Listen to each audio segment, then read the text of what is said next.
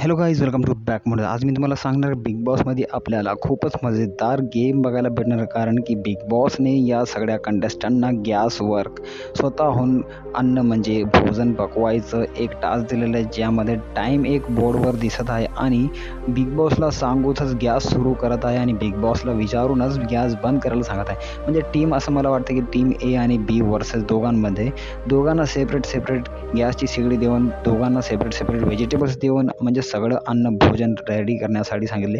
तर सगळं team A versus बीचे सगळे कंटेस्टंट म्हणजे भांडे धुत आहेत, सगळे टमाटर वगैरे कांदा वगैरे सगळे कट करत आहेत आणि टाईम टू टाईममध्ये त्या टाईममध्ये जेवढा टाईम दिलेला आहे त्या टाईममध्ये त्यांना म्हणजे अन्न शिजवून म्हणजे रेडी करायचं आहे खाण्यासाठी. तर आपल्या अरबाज हॉटेल सगळ्यासमोर ओढून सांगते की बिग बॉस टाईम झालेला आहे, गॅस बंद करा.